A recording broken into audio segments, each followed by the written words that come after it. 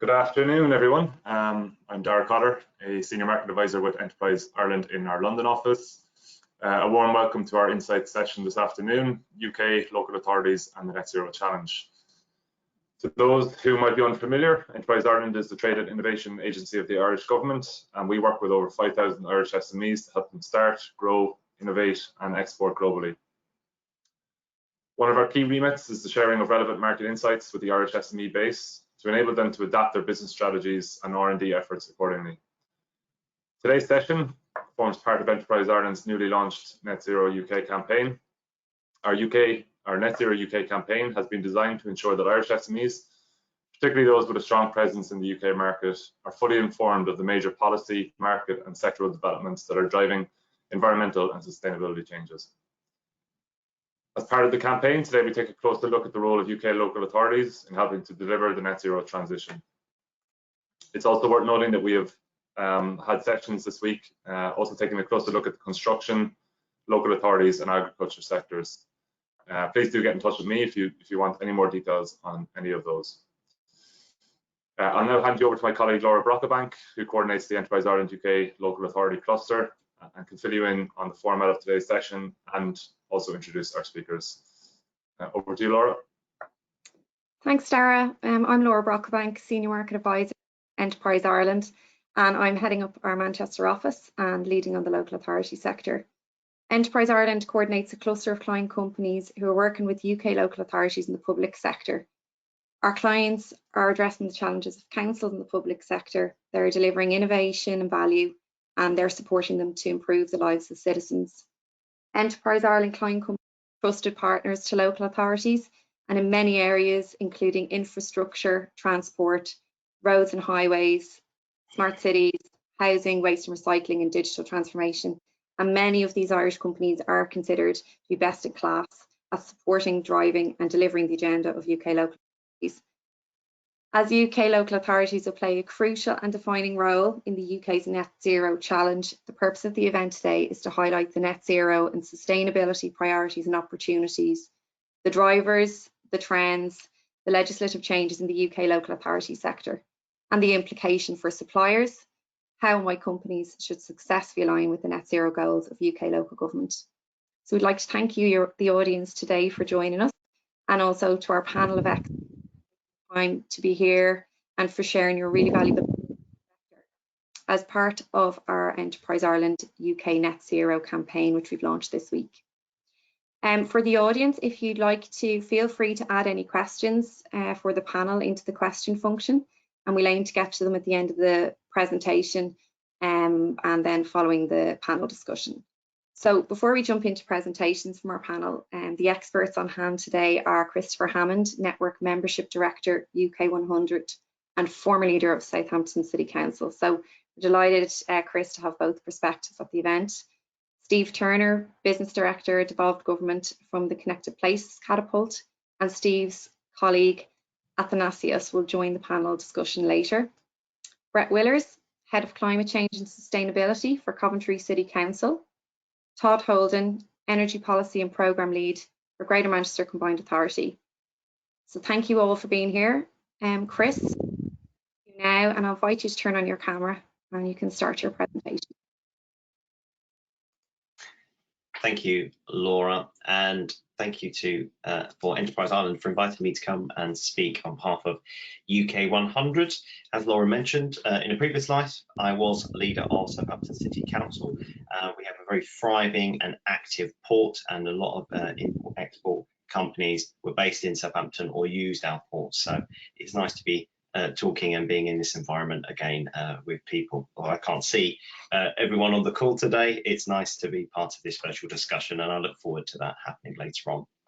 So at UK 100, we passionately believe in local government and its ability to make a lasting impact on our communities. So I thought I would start by just talking about what UK 100 is. So next slide. So we were formed to help coordinate a bit of a patchwork of ambition and provision in tackling climate change and working towards clean energy. So we were formed around 2015, and we worked with a number of local government leaders to pull together a ask around 100% clean energy in advance of the UN climate conference in Paris, COP21. And these local authority leaders became our members. And UK 100 is unique because we are the only network of elected politicians who have locally come together, who know their place and who are passionate about tackling climate change and reaching net zero. So we started out with a few members, but by the end of last year, we were up to 110 local authorities that signed up to us on that initial pledge. And we are cross-party. We work with cities, towns, and rural authorities. So next slide. So some of the things that we do, we're an organisation that advocates on behalf of our members, as you would expect, but we undertake research, we share best practice amongst our membership, we host policy seminars and webinars like this, we work on policy papers, we host events. We're also the secretariat for 2 all-party parliamentary groups, one in sustainable finance, one on air pollution. We also run the Countryside Climate Network, which is the first network of its kind globally to focus on rural net zero issues and opportunities.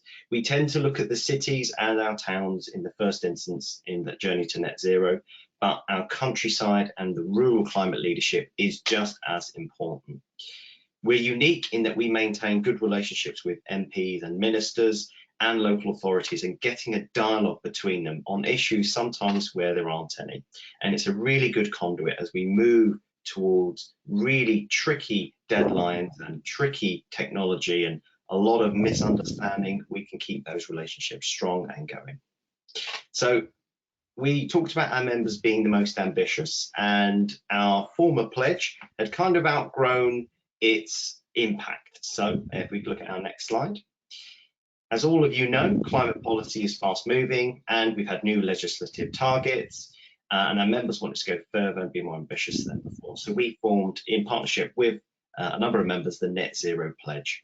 And that was based on 3 central tenets, which were around a commitment to make sure that direct emissions of our members were tackled and carbon neutral by 2030. And then also a commitment for area-wide emissions to be net zero by, which are the indirect ones, by 2045. Now that's obviously assuming that there are more powers and funding that comes down for them. So the second one is a very aspirational target, but again shows that local authorities are willing to go further than government. And also to start collecting a commitment to releasing data about emissions from councils by 2022, so from next year. Now, marshalling everyone together was going to be a bit of a challenge, and getting commitment to these 2 things were a very strong ask. So we launched this pledge this year, and we were not sure how our membership would take it. But so if we look over our next slide. We had over 60 local authorities sign up to this. And that was a written commitment from the leaders of these councils, which had gone through cabinet or full council decision making to sign up to be part of that conversation, to make those 3 central commitments.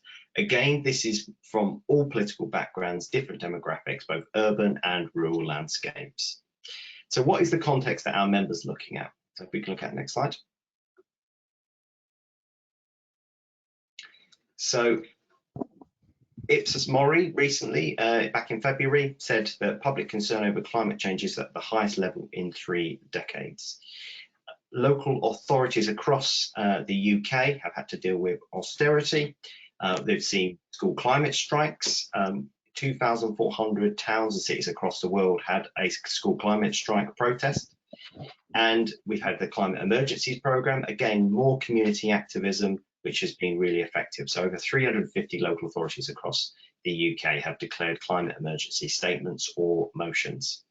And the Climate Change Committee and Adaptation Committee today, the chair, Lord Devon, said there is no doubt that local authorities are leading the way. And the UK government cannot achieve net zero without the leadership and ambition from local authorities. As I've put here, 1/3 of the UK emissions are dependent on sectors directly shaped or influenced by local authorities. And councils have a very strong link with their communities, and the journey from people's homes to the steps of the town hall or city hall is a short one, but it's a longer one to get up to Parliament. So local leaders are very alive to what their communities are saying, and they've got those good relationships with businesses, with the city leaderships in their area, and the town leaderships and the rural leadership to really make a big difference. So looking ahead, we've got the UK presidency of COP in Glasgow, COP26, and that will be a significant catalyst, both in media attention and public awareness. So again, we foresee our members looking to really step up their commitments and to really make a big dent and to show what they're doing. So this is a really big area, really challenging considering some of the context for our members, and there are other challenges for local authorities as we rebuild from the pandemic. Next slide. So here are some of the things that, trying to break down the elephant into semi-bite-sized chunks, some of the things that we think councils must do. So one thing that will be interest to members is around working with business. So giving that clarity and that certainty. Our leaders and our authorities want to help create that pipeline and want to help create that certainty so that investments can lead to the outcomes that we want. And at times it does feel like it's famine and feast with financing for projects, and we need to create a bit more of a consistency rather than these peaks and troughs that we're seeing. And I think we've got to work together to try out things. Some things will fail, but we've got to learn from those mistakes and keep going. We're not going to get it right every time, so we've got to overcome that complexity together. Next slide.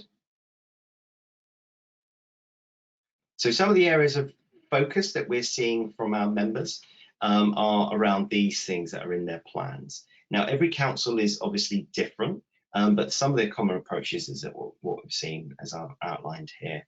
So some of the sort of bread and butter and most popular things we see in councils' net zero plans is around energy efficiency. So their commercial buildings and their housing stock. This is quite popular because it's quite easy to do. The technology is tried and tested.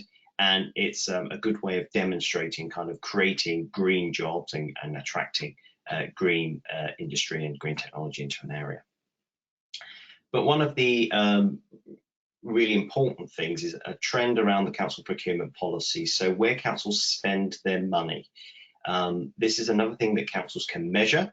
They can measure their impact and they can demonstrate how they're shaping the market. If you think about community wealth building principles, that was tried in Preston, otherwise known as the Preston model, very popular in Labour circles. And in Conservative authorities, we're seeing a lot of policy around place and being a sense of identity. So there is a huge amount of kind of focus on hiring local, investing local, and buying local products, as well as part of the economic strategy that goes through different kind of priorities and language from the political parties, but there is a real strong focus on that. And there's a real strong focus on economic strategy being aligned to green growth principles and making sure that that supports the net zero agenda at the same time. There's a lot of interest around green jobs, but the journey from trying to create green jobs and sustain green jobs and train people up for green jobs isn't fully realised yet. Also, the most ambitious councils want to use their planning powers and shape place and making it zero carbon. And we're seeing some of that with the reprioritisation of road space. So if we look at our next slide. So in transport, we're seeing some big changes. So here's a couple of examples from our members and from around the country. So these are low traffic neighbourhoods, you see active travel zones, you're seeing pedestrianisation. So we're trying to lock in some of those cleaner air improvements and the safer street concept. So as we've seen more people working from home, we've not needed as much capacity in the road space. Now, some of that is changing as we flex back, and actually we're seeing new things. So people are getting more deliveries at home. I've had 3 different kinds of packages delivered today. I don't know what's in them. I don't know what the other half has bought, but you're seeing a lot more local goods vehicles rather than private cars adding, and usually they're dirtier vehicles as well. So we're seeing lots of different changes and behaviours in the road network. And who wouldn't want to live on streets like these? Next slide. The answer is quite a few people. So our leaders and our members are telling us they're seeing quite a big pushback on certain schemes.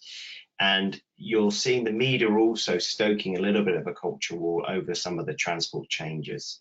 And there is a reason that the government has been focusing on rolling out things like zero carbon energy. It's quite easy to do, it's quite expensive, but it's easy to sell it to the public. It's non-controversial. Most consumers don't notice. No one knows what's coming out of their plug. It's just electricity. So the difficult changes we're seeing are coming down the track, and how we bring communities with us on this journey is going to be key.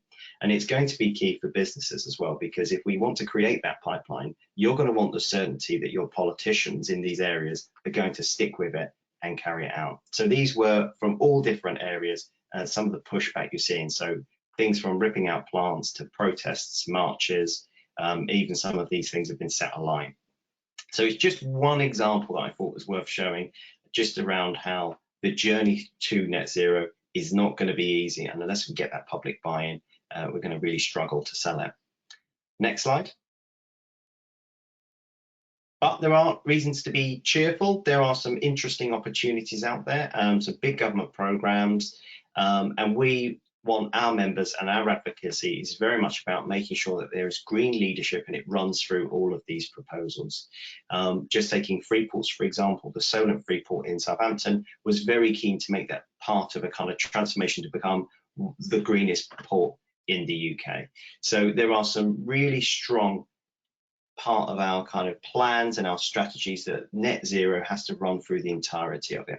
And councils are really waking up to this fact, and it's being seen less as a fringe issue and having a couple of kind of environment policy wonks in one corner doing a couple of projects, and actually becoming the bread and butter of everything that they're doing. So this is a real economic opportunity, and the councils are going to be looking for partners to make a lot of these things a reality for them.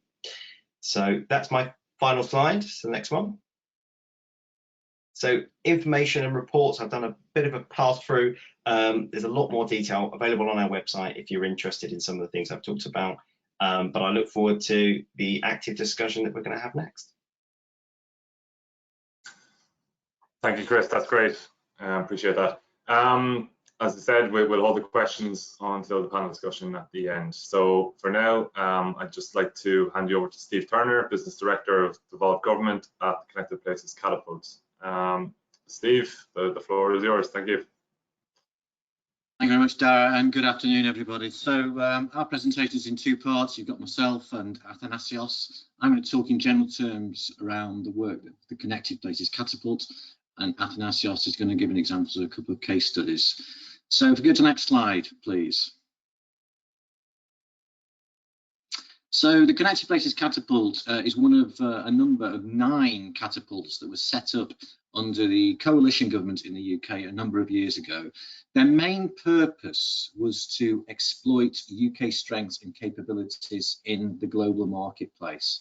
And we saw a number emerge around offshore wind, around satellite applications, around advanced manufacturing and cell gene therapy.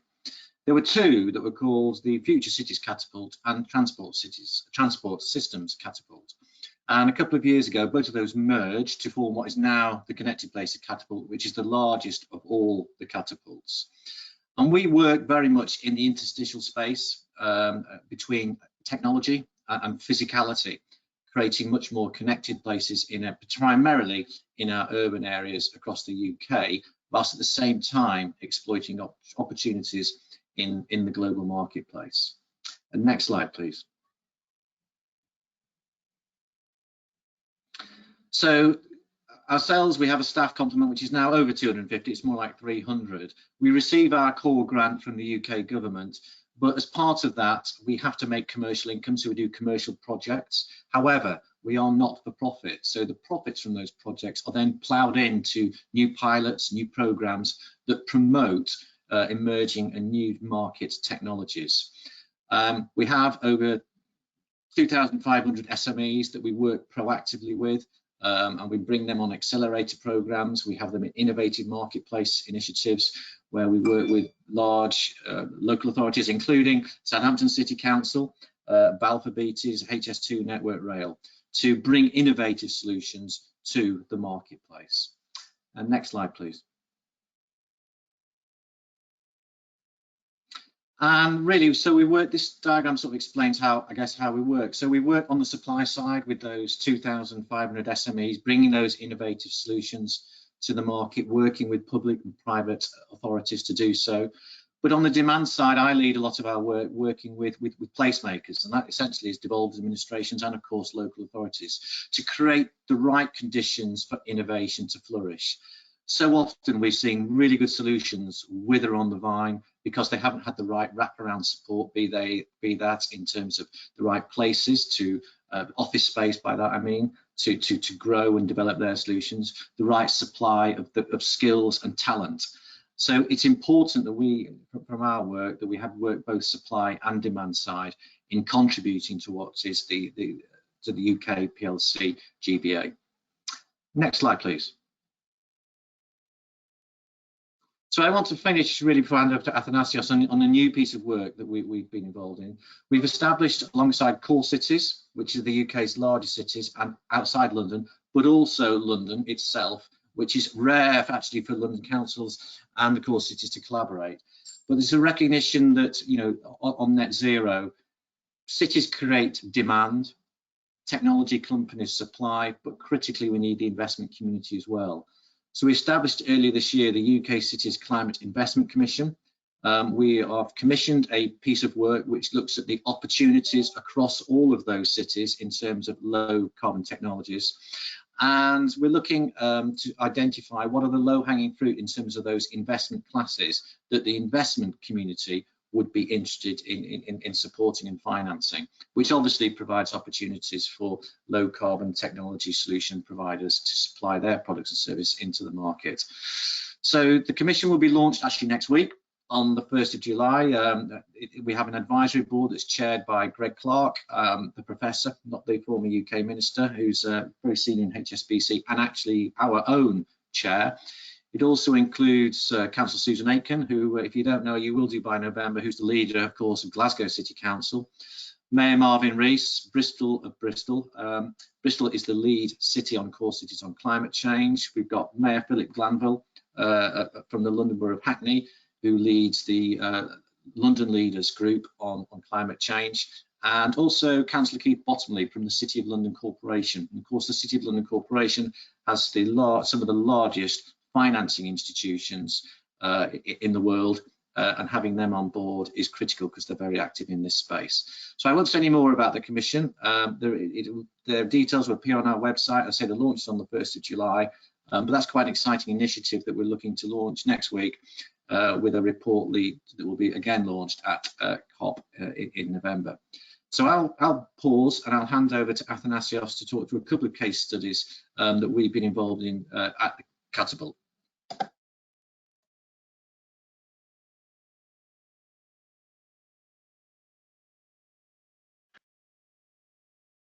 Thank you. Thank you, Steve, and good afternoon all. So I will run through two case studies that we have been collaborating and partnering with two councils, local authorities in the UK. Next slide, please. So the first case study is the Glasgow Net Zero Integrated Plan.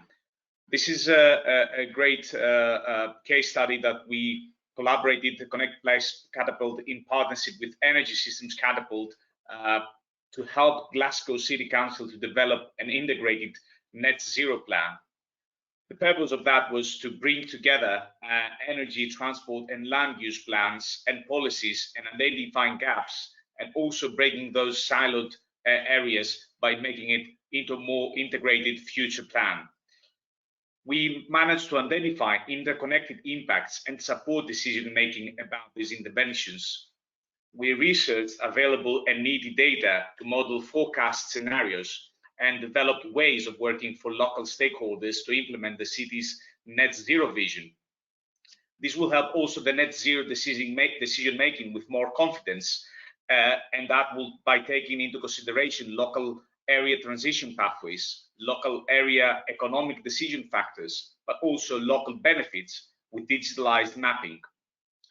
So that would lead and put this project and position Glasgow and the City Council as a world leader in achieving net zero in preparation for hosting the United Nations Climate Change Conference, COP26, in November 2021. Next slide, please. The next case study is in regards to the 15-minute net zero neighborhood for Hounslow.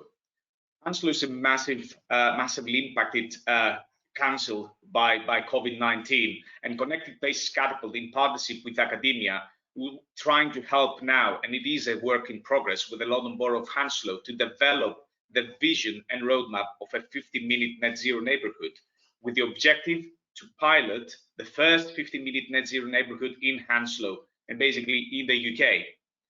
This innovative project will serve Hounslow towards its commitments. On one hand, we have the Forward Together, which is the greener economic recovery plan post-COVID-19, and on the other hand is Hounslow's climate emergency action plan to reduce its carbon emissions to net zero by 2030.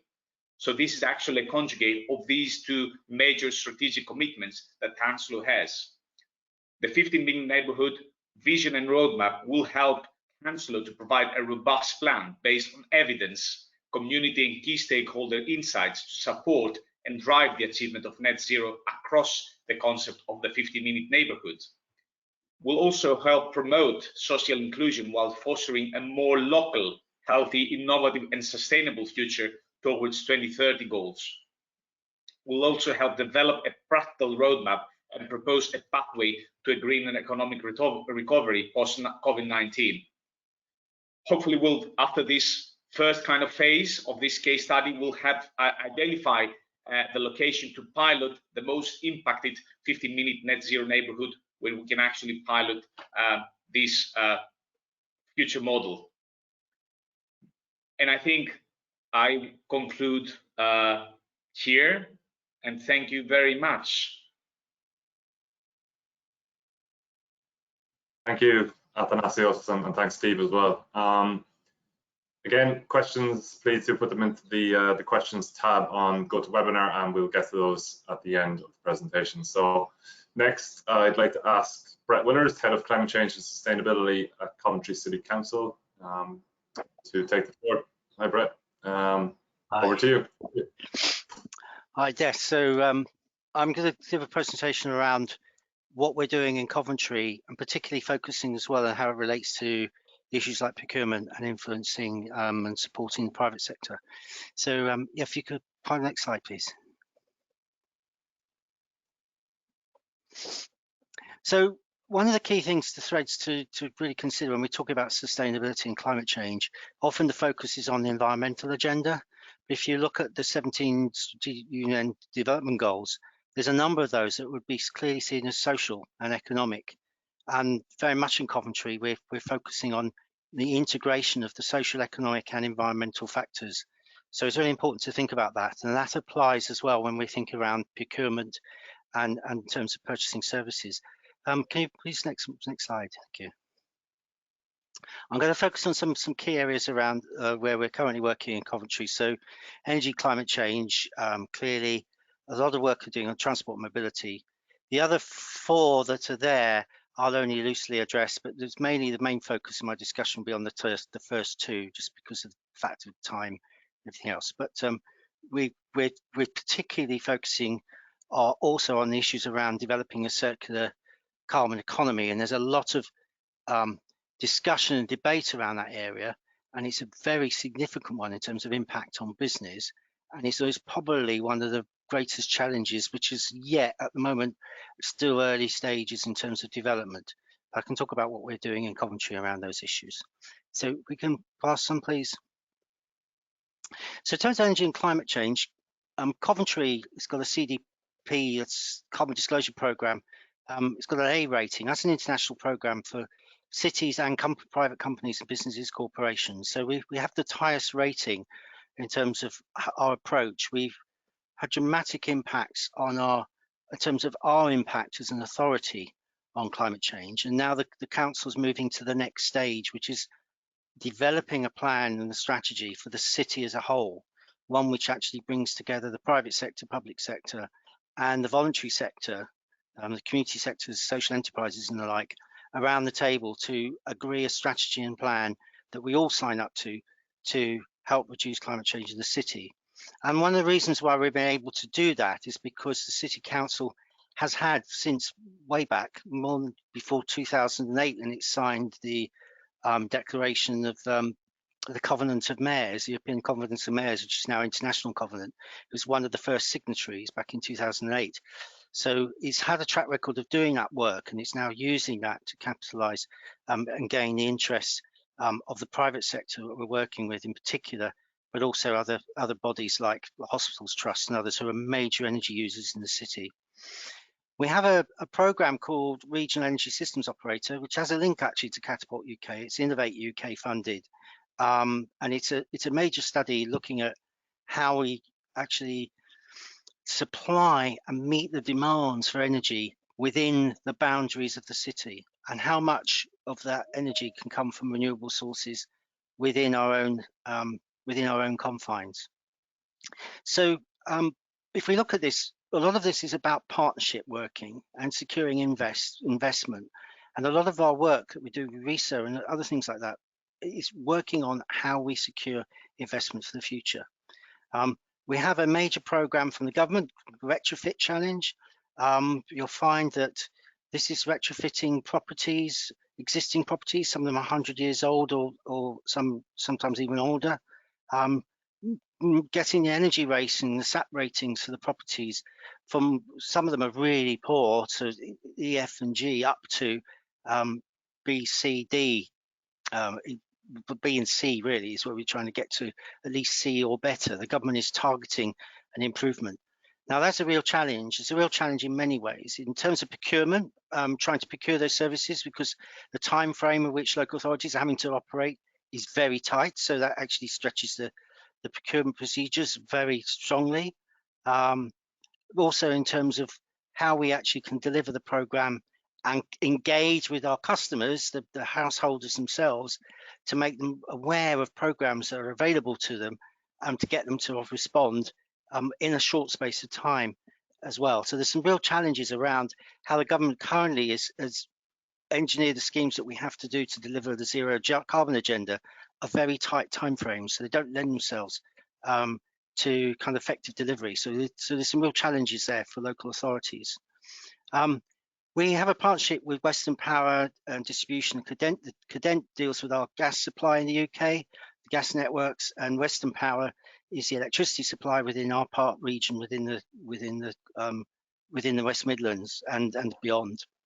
And we work very closely with those in looking at future planning around provision, and that relationship is building quite strongly, and part of the work with RESO focuses on that.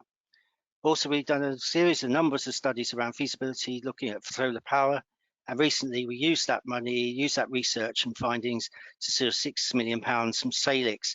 Now that's a government fund. There's a government loan that pays back from the return of the decarbonisation programs. So you have to kind of work out very thoroughly what the payback's going to be. But there's a source of funding to local government, and that results in procurement and contracting a range of services around energy efficiency. We're also doing work with a Swedish organisation called Climate View, and we are developing indicators for sustainability, transition goal indicators, to map our progress over time. And we also, there's a lot of influence going around planning on local plans. It's mentioned earlier around the UK 100. It's a big issue for us. So one thing that local authorities are doing is providing supplementary guidance, which are trying to strengthen the local plans that they have and be a bit more focused about what it is we're expecting developers to provide. So next slide, please. So RESO has kind of been mapping our energy use across the city. So we actually have a profile of usage down to some finest detail. So we know where the sources of energy come from and where the demands are. And we're trying to match those up in the most efficient means possible. Next one, please. And in the program, we have a number of strands within RESO that are focusing on a range of things. So we're looking at how we engage with stakeholders, but we're also looking at what's the optimal design in terms of what technology is most suitable for which location, which gets the best return, and then in turn, which ones are the ones that investors are likely to invest in, which ones are longer term, which have maybe a bit more risk and maybe have in terms of a requirement from the investor of a better return for themselves because of the risks, to offset the risks, and also issues around how do we actually control energy supply in the future. And this is a big impact, a big element of the work. And in fact, just earlier today, I was talking to the chair of the Climate Change Committee for the UK around the issue around devolution of energy in terms of how energy is managed and supplied. At the moment, it's done at a national level, and there was an argument for it to be a lot more localized. And this piece of work that we're doing is one of those key research strands that's been informing that thinking nationally. So next one, please. So if one things as well that we do is we invest in development of technology. So tram systems are very expensive. They require you taking up utilities within the road space, very costly to install. And Coventry thought, well, is there another way of doing this? Can we do something that's a tram light, so a very light rail, as a solution for the city? And so we went into partnership with a number of companies in the UK and a couple in Europe in developing a new product. And this is currently actually being tested. It's actually, the prototype is now ready. It's actually going through national testing. And we're looking at the piece of work we're now doing is the rail infrastructure, which as it says, light rail. So it doesn't require digging up so much of the road space so deep so it won't affect infrastructure below to run. Now, this is a kind of a model that local authorities are doing. It's looking at, here's an opportunity, something that the city needs. It's an opportunity to develop a new product. We are in the automotive industry's big interests in Coventry. So we work closely in partnership with industry to try and find solutions to our problems, but also developing a product that can sell in a world market that Coventry could be the home for, that actually showcases its use. So we're looking at us as being a shop window for new products and new environmental technologies. And there's a number of things which we're doing which are along that line of thinking. So we're about to have the first airport that is a drone airport, which does the parcels delivery, which is using electric drones powered through solar. So it's an interesting model. It's going to be exciting changes and differences, but it's that kind of thinking about what we're doing. So it's partnership working with the private sector to develop the solutions to the future, and also new products, which actually will result in jobs and the improvement in the economy. So next one, please. As I said, we're monitoring this with Climate View, and I would recommend if you looked up the website, you get some more details. But there's 5 cities in the UK are currently piloting this use, looking at ways in which we can model transition behaviour and work out what impact that has in terms of climate change. And next, please. One thing that we're doing a lot, Coventry's for over 20 years has 2 teams within it now, but they have one team, Business Sustain, that started, that actually provide consultancy support to businesses. Now, Business Sustain actually operates nationally and provides, it's a not-for-profit organisation, so all the surplus we make subsidises our activity in supporting local businesses, the small SMEs and the like, in trying to deal with energy use, looking at issues around environmental management. Business Sustain are experts in certification for ISO 14001 and do support businesses with that. We've got Aston Martin, Kerry Foods and others who are clients of ours that we work with. And the other thing is that we also focus on the circular economy. So when we're working with some of the companies that have got a waste product, we help to see if we can source that waste product and make it very viable as a raw material for another business. And there's a number of examples where that's happening. And we're working with universities, Birmingham and Warwick universities. We've got material specialists and experts. Got some European funding to help do that, but there's other money as well, which is actually helping to reduce waste, but at the same time, creating new products for organizations, and at the same time doing energy efficiency. The other thing I would recommend you're looking at, if you're looking at terms of procurement, In the city, we now have a social value policy that's just been revised, that before was very focused on just the social environment, social issues and not the environmental. It's now integrated in sustainability. The 17 principles have been adopted, and we now have a national framework called the TOMS framework, which is used to evaluate any procurement that goes through. We assign values to certain things like employment opportunities for local people, reduction on carbon, and all those things actually get scored and actually affect the scoring in terms of who we procure with and who wins the successful work. And we're also working through City of Culture. We're working with the film industry and others in terms of coming up with the green code for organising events and cultural events, how to minimise the impact. And in film production, recently, BAFTA have just introduced a new strategy, which is for some reasons called Albert, but Albert focuses on how to minimise the impact and the footprint of film production on, and it's enormous, in fact, the impact that they have. So we're working with some companies now and locating in terms of looking at film set materials, recycling and all that sort of thing, low energy lighting, all those sorts of things that are used in film production. So it's kind of also have to think of not just products, but also think in terms of services, think around the creative economy. We're focusing on all those sorts of areas and how we can work. And for us, inward investment and selling to the world is critical to our business as a city council, as well as delivering. We see them as a fundamental part of delivering on sustainability. My role, I'm actually based with the economic development teams. I head up the unit, I'm a head of service, but alongside me, my equivalent covers up economic development, and the two of us talk on a daily basis. We see the integration between the two. And I think that's a very important shift in thinking that's happened over the recent years. I think as the private sector has understood the relevance of this, the significance of this, the two have got closer and have got more closely aligned. Next, please.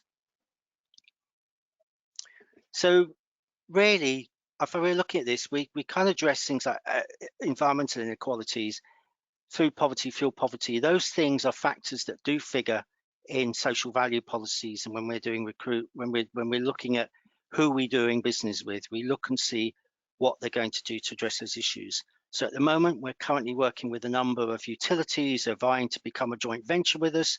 Clearly, those issues are things which we're asking questions about, and we want to see a social value return on not just an economic return. We want to see those other returns as well. Next, please. I think we're nearly there, and that's it. So as we lead into COP26, a lot of focus, a lot of interest in that area. We've got a talk actually at COP26 representing dialogue around some of those issues around local democratization of the energy industry. So that's one of the things that will be a subject of debate at the meeting, and we'll be facilitating some of that. So hopefully see you there. Thank you. Thanks, Bret. That's great.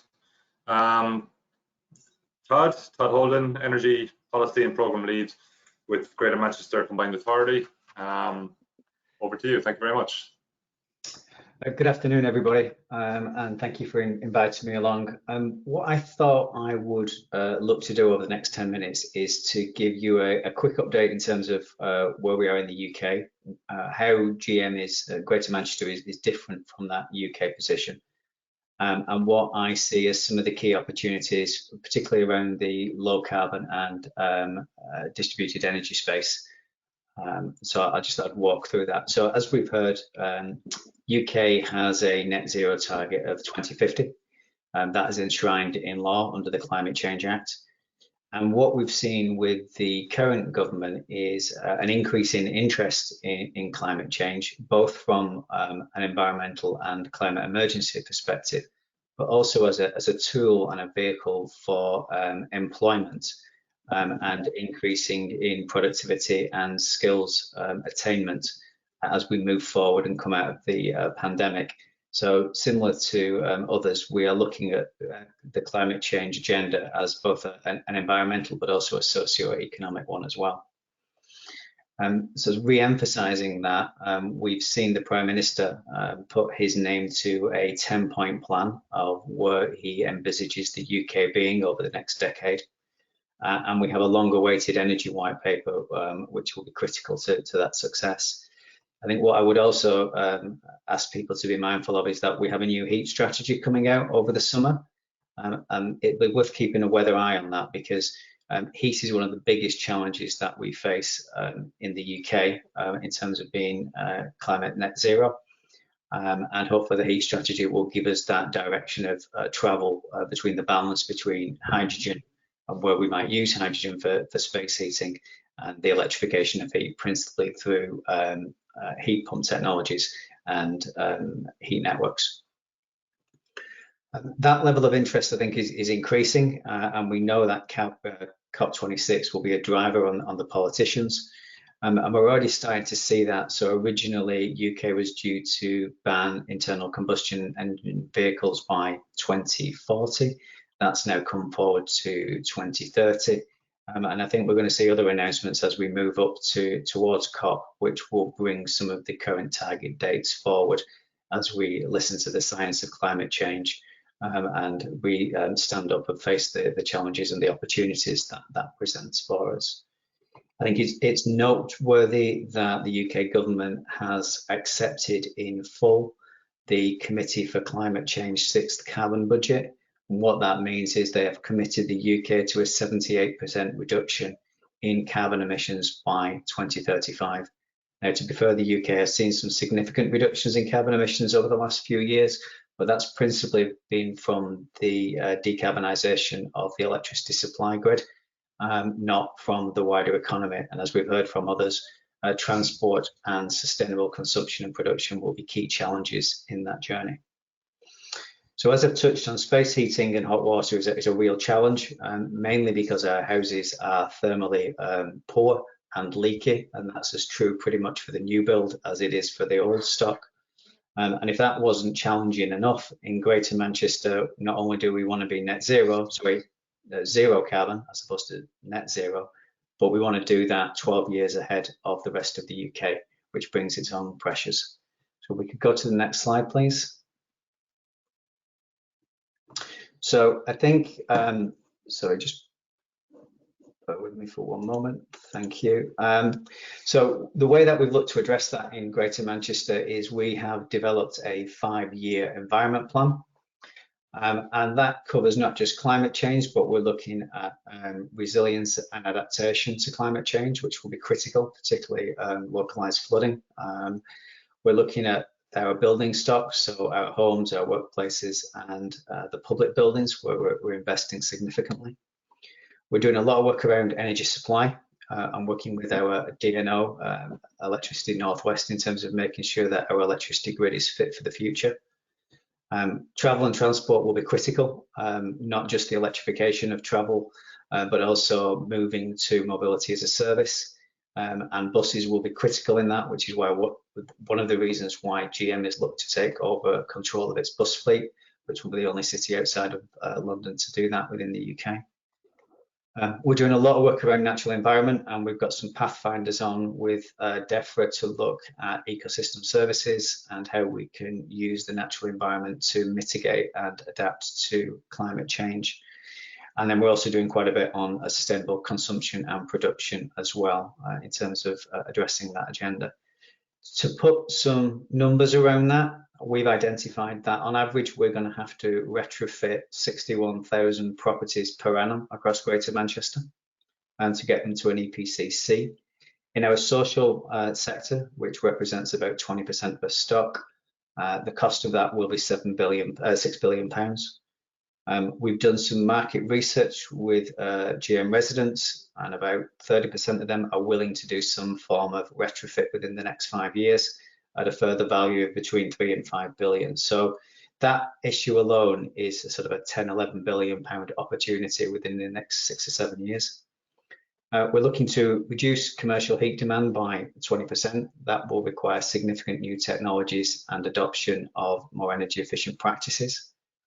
We are looking to generate 10 terawatt hours of heat, which is a phenomenal amount of heating. So the opportunity there around ground source heat pump technologies will be phenomenal. And we're also looking to generate 45 megawatts of renewable electricity. So again, a significant amount of renewable electricity. We recognise that this is challenging, to say the least, and that it's not something that we as a combined authority have all the solutions for.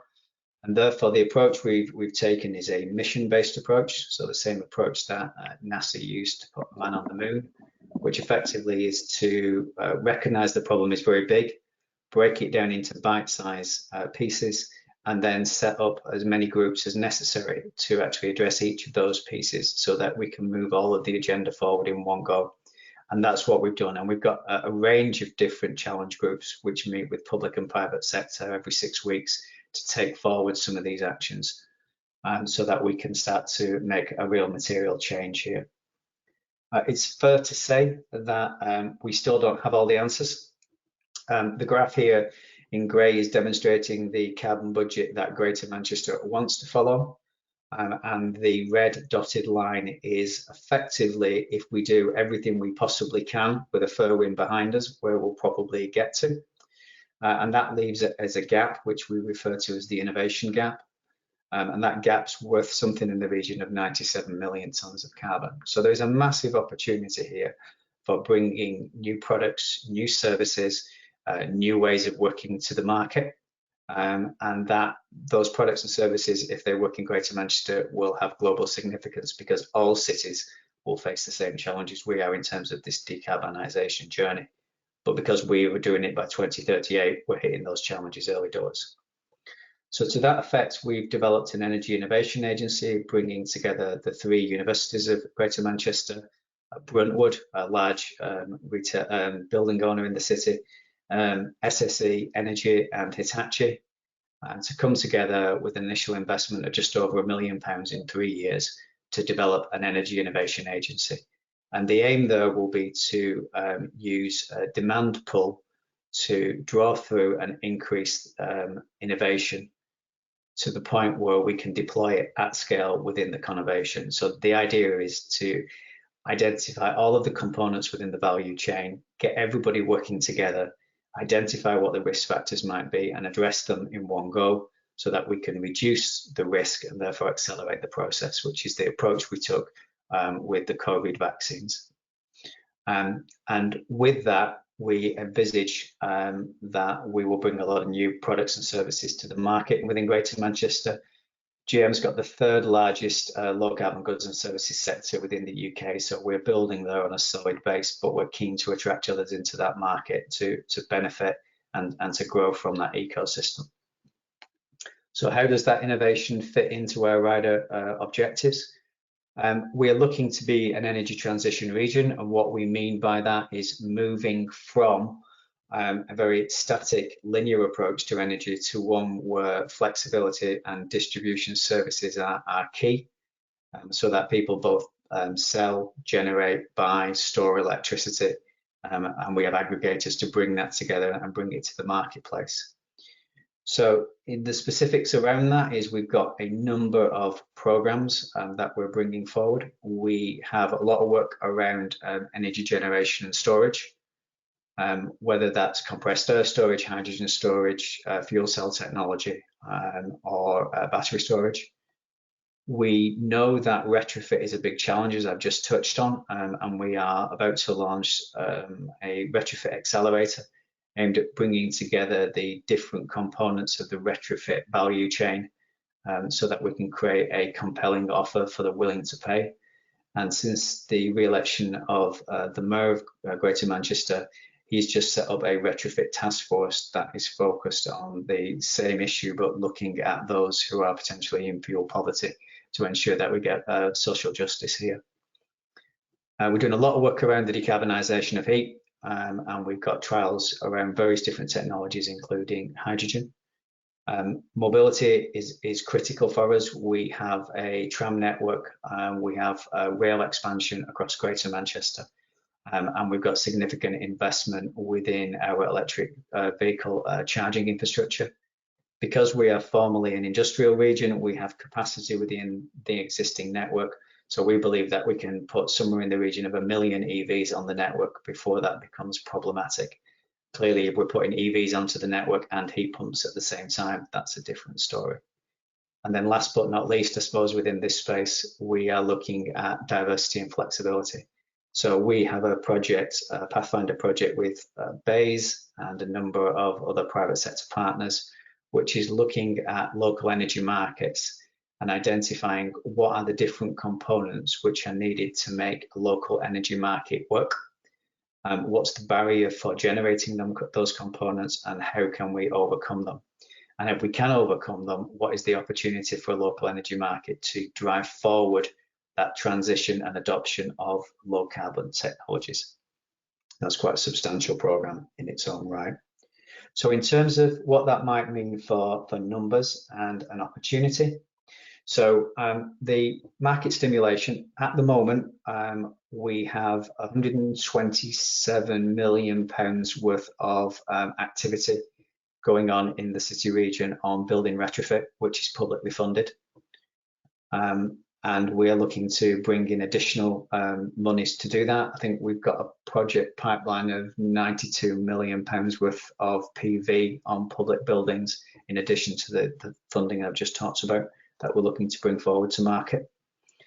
We are very much looking to reward local suppliers and use our existing relationships. We think it's important to build that supply chain. As you may know, the construction industry in the UK at the moment is going through a massive boom. So we need to significantly increase the capacity and the capability of the supply chain. So rewarding long-term suppliers is a good way of giving them the confidence that we're in it for the long term, not just the short term. But it's also important that we bring in new entrants into the market, because the capacity that we need going forward will be only increasing. And as I say, the supply chain is very much at full capacity at the moment. To enable us to do that, we are working with the Growth Company. The Growth Company is a large not-for-profit organisation based in Greater Manchester. It's about 1,200 staff, 100 million turnover. It delivers a range of support services. It has a low carbon network of over 500 low carbon companies across Greater Manchester. It runs an eco-innovation service to help bring new products and services to the market, which will be integrated into the Energy Innovation Agency. And we also have energy and material efficiency programs as well to help SMEs to progress towards circular economy. And we also do a lot of work with our social landlords. We believe that social landlords, which, as I say, is somewhere in the region of 250,000 properties across Greater Manchester, have the opportunity to create market confidence, which will enable local suppliers to move into retrofit and heat pump technologies, and will also create a big enough future order to hopefully be able to attract in heat pump manufacturers and retrofit product manufacturers into the city region to enable us to manufacture locally, which in turn should hopefully bring the cost of that product and service down. And we're working with Midas, Greater Manchester Inward Investment Agency, to help that come to reality. I suppose what I would say in terms of that public expenditure and how we tender for that within Greater Manchester is social value, as we've heard from others, is absolutely critical for us. Greater Manchester takes social value extremely seriously. To give you a flavour of that, Manchester City Council has between 20 and 30% of its tender score on social value. And when it's a 30% tender score, 10% of that is solely on impacts on climate change. So when you think that you'll be competing against others, when you think about on quality or price, you might only be a few points between you and your rivals.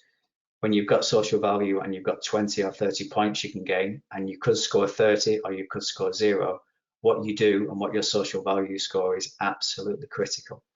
And what we have found is some of the larger companies who've come up and used the social value offers they've placed into other city regions have been extremely disappointed with how well they've scored within Greater Manchester. Because as I've touched on, we have our own timeline and our own agenda.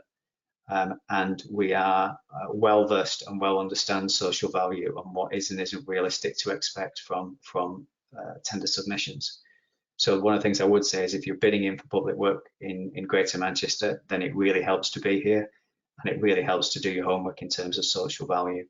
And if you are looking to make connections with the wider ecosystem in Greater Manchester, whether that's the voluntary, the public or private sector, then the growth company is actually able to help make some of those introductions for you and support you in that journey, so that when you do submit a tender, not only can you say what you want to do, but you can also outline who you've been talking to and start putting some numbers and some faces to that as well, which will help you score better in terms of those contracts.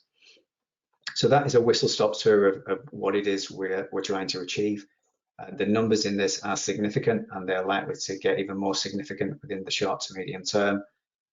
Most of that we will be putting out as much as we can to local organisations, and we will be doing that to those organisations that bring added value to the work that they deliver. So I think that's a quick summary of where we are in Greater Manchester as of today. Thank you. Thanks, Todd. That's great. Very comprehensive. At this point, I might just ask all of our other speakers today to turn back on their cameras and their microphones.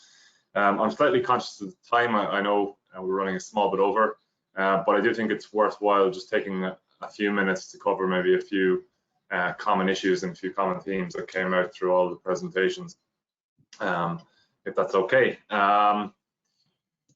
If people have submitted questions into the chat and we don't get to them right now, rest assured we will follow up with you directly and we will get you feedback and answers on those. So maybe one of the key issues that emerged, I think, throughout a lot of the presentations is on the issue of procurement and how procurement policy can drive change, both environmental and social value change. Todd, I think you've finished off your own presentation talking about how 10% of a tender evaluation in Greater Manchester Authority is on climate change, and 30% in total on social value. Just in the last month, we've seen a procurement policy note as well announced requiring suppliers with contracts or suppliers tendering in for contracts above 5 million to have a carbon management plan. With those things in mind, how important is procurement in terms of engaging or encouraging suppliers to meet local net zero targets? Bret, I think you touched on the TOMS framework. Perhaps I'll go to you first with that question, if that's okay. How do you see procurement playing a key role in driving the net zero transition in local authorities? Well, and things like the TOMS framework could be useful for people to be familiar with, because it's often one that local authorities and public agencies use to assess how people are contributing towards social value. So it's a kind of scoring methodology.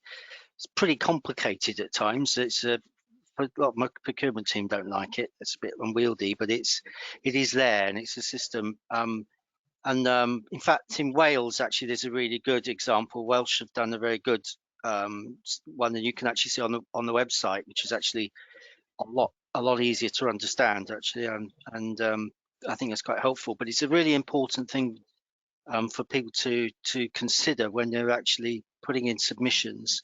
The other thing is to look at frameworks, because of the time frame that people are working to. It's really tight.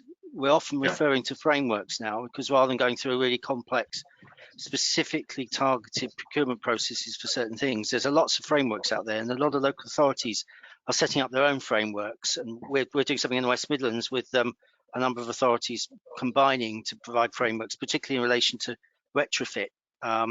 Really important. So getting your organisation onto a framework is just as important, and most probably could be a quicker win for your organisation in terms of getting access to tenders that are coming up. So I recommend doing that. I would recommend looking at the social value policy statements within the authorities that you're applying to. What is it they're saying? Where the priority? What's the balance? Our scoring is currently, I'm challenging the scoring process with elected members. So that's not yet. We've just got the new policy coming through. So the scoring that goes with it is going to go with that. That will definitely demonstrate a much higher value on sustainability criteria than it had before. And it's certainly things like fair trade, things like even things like when you think about food, whether it's Marine Conservation Society standard fish, for example, if you're looking at schools procurement. I was very involved in the Soil Association, so I did a lot of food for life. So one of the other things, if anyone's in the food industry and looking at supplying food to the public sector, really important to consider the Food for Life kite mark, because that is now adopted by lots of local authorities across the UK, and was referred to in the government's paper, the previous, when it was it came out to, I think it came out to when it was the Liberal Conservative Alliance government introduced procurement standards for food, particularly keen to see local consumption, local sourcing as well, but also particularly keen to see things around organic, etc. So it's worth them looking at that. Okay, great, Chris. Obviously, UK 100 maintain a very extensive network of local authorities across the UK. Do you have a view on what else we might see coming on stream in terms of procurement, in terms of procurement legislation that might help to drive the net zero transition? I think those who are able to really articulate what the social and environmental outcomes of their companies and the work that they do are going to make the most compelling tenders. And all politicians are fundamentally storytellers, so they want to be able to articulate what the value is of the work that they're doing and the work of the organizations are doing. And I think it's important just to look at what's happening with pension funds and procurement, although it's a little bit, it's for the policy wonks, isn't it? But it will be one of these things that a light is shined on. And I think, there'll be that community activism to say, well, where is our money going? Councils spend hundreds of millions of pounds in the local area. And this is why I think what was touted as the Preston model, the community wealth building, got so much attention, was because it was that recognition. Public authorities and public service organizations are having to spend public money. So that public money should make the most social good, and it should be to the benefit of the people that live there. It sounds incredibly common sense to say it, but that's not always been the case. So I think there is a growing trend toward this, and I foresee procurement being even more important to get these things baked in. So I think if people listening to this, it is really important that you articulate what your stories are. And I think, as Bret just said, a really important point, when you're dealing with councils and especially politicians, just do your homework before you get through those doors. What used to really annoy me in my office was companies would come in and just say what they wanted to say, rather than how what they could offer the council and the area would have impact, and it would support what we were trying to do as well. So that even just a quick Google search or a quick look in the media, it really pays dividends. I think that's an important point, aligning your own priorities and your own work streams with that of your customers in the local authority space is very important. And I guess companies need to, and the SME base need to keep an eye on that weighting as well. I think we can probably expect that climate change weighting will increase. Away from procurement, I'm again very conscious of the time, but I am interested to just quickly discuss the role of innovation and technology to enable local authorities to be smarter and more efficient in reaching net zero. I might just go to you, Athanasios. Sorry, there we go. Got it. I was better earlier, but just to you, how do you see the role of innovation and technology enabling local authorities to deliver things like smart homes and buildings and the IoT built environment that's required for net zero, as well as smart transport solutions? It's a critical area.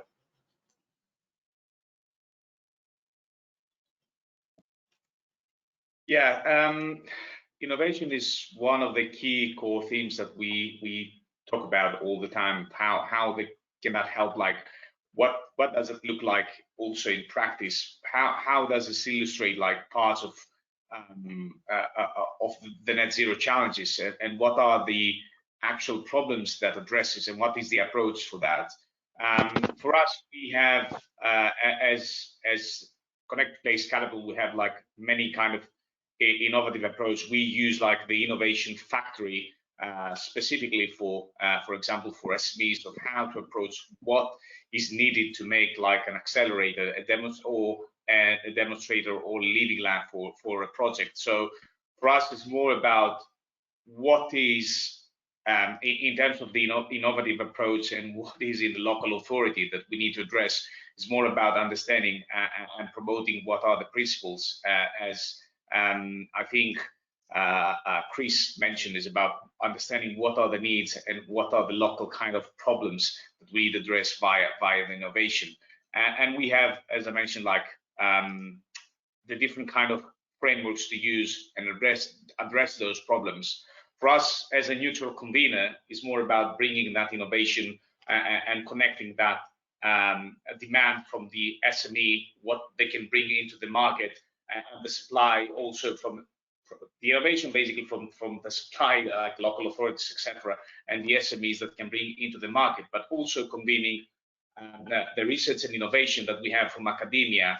So how we can collaborate, how we can enhance and increase that innovative kind of product or service that an SME has at the moment, from a potential TRL 3 to 5, and bring it up to 6 or 7 by actually doing it and implementing it into a space, into a specific problem, and addressing that by helping the research innovation and bringing that to upskill it via an industry. So I think for us, bringing those elements together, like addressing the challenges of innovation, understanding what challenges, and then using our own kind of frameworks of how we can use, and the principles and frameworks onto that is critically important.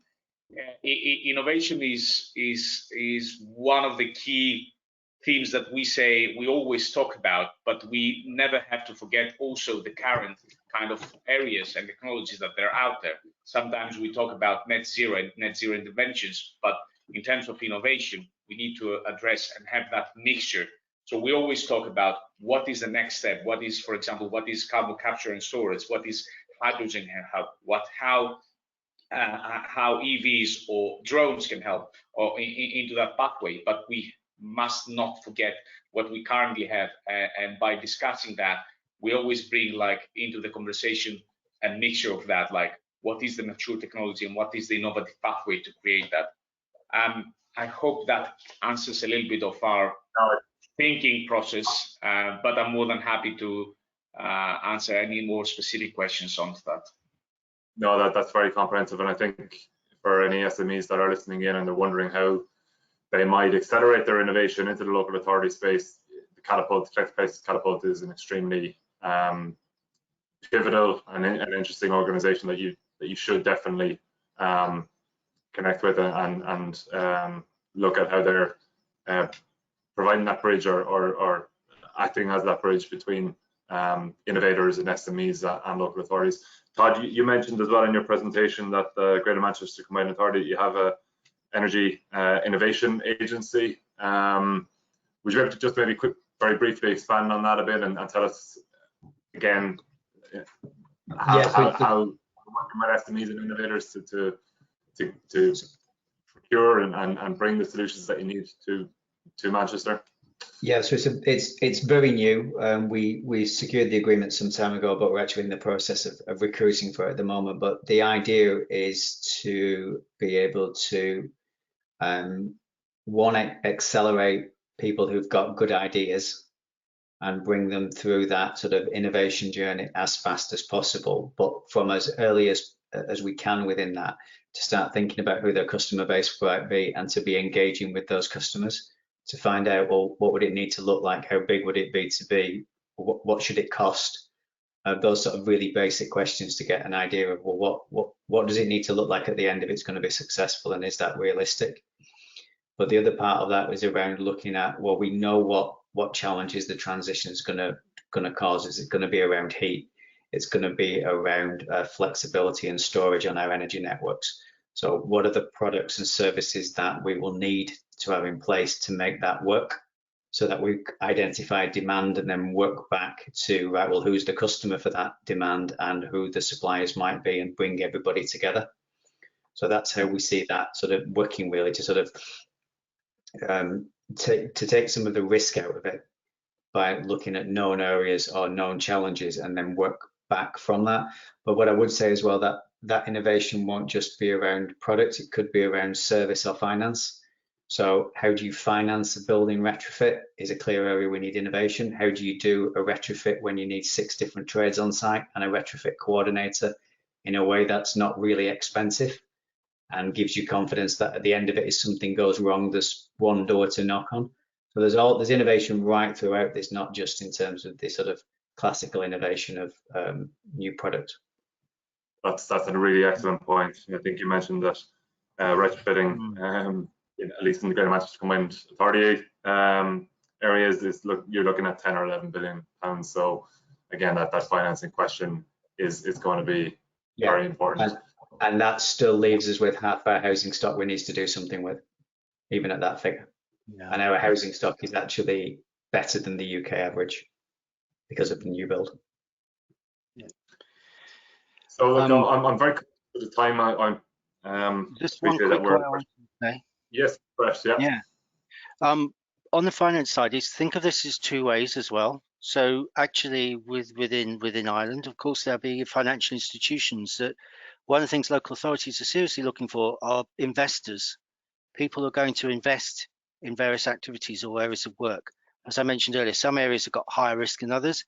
Different organisations, whether they're angels, joint venture capitalists, or whatever, they've all got different types of interests in different areas, and we'd love to hear from people that want to look at that. We've got a number of organisations that are in contact with us, knowing what we're trying to do in the city and what we're trying to develop, and to see where there's commercial opportunities for them from that, because obviously cities have got a lot to offer in terms of the return on investment. So one big one for us, for example, is we're trying to develop the new one of the gigafactories. We're working with a number of the motor industry. We've got locations and sites identified, but we're obviously looking for investors and organisations. And we're looking far afield. We've got people from China involved. It's a whole mix of different organisations. So look at it that way as well. So we could become, in a sense, one of the customers in a different way in terms of actually providing us with the finances. And we're particularly, local authorities are more and more got more of an appetite for looking at business partnerships, business relationships. And can you imagine if you're an elected member, you're serving your community, and you have lots of private sector coming in, making lots of money out of it, but not much comes back to the community itself. So there's a real opportunity here for local authorities are saying, well, actually, we want to do some of this, and we'd like to go into business with you because we've got a lot to offer here. We can provide the planning frameworks, help with all the networking and everything else. There's things which the local authorities have to offer which are quite unique, which add strength to the proposition. So it's worth looking at that from that perspective. Yeah, no, it's a very good point, Bret. So look, again, I'm conscious of the time. I'm sure we could spend another hour talking. We have plenty more questions lined up that we unfortunately are not going to get to today. But again, if you have put a question into the chat function, we will follow up with you directly. I just want to say on behalf of Enterprise Ireland that I'd like to sincerely thank all of our speakers today for their time and their input. It's really appreciated. A recording of today's session will be made available via email to all attendees shortly and will be shared across our communications channels as well. So please do feel free to share with any relevant colleagues or contacts. Please do also keep an eye out for further EI UK net zero energy sector insights, including events and reports that will hopefully help you keep up to speed with the pace of change here in the UK and hopefully help you to understand the implications for your business. Other than that, again, the only thing left to say really is thank you for taking the time to join today's session. And once again, thanks to all our speakers. Have a good evening and hope to speak again soon, hopefully in person the next time. Thank you very much. Thank you. Thank you. Thank you. Bye-bye.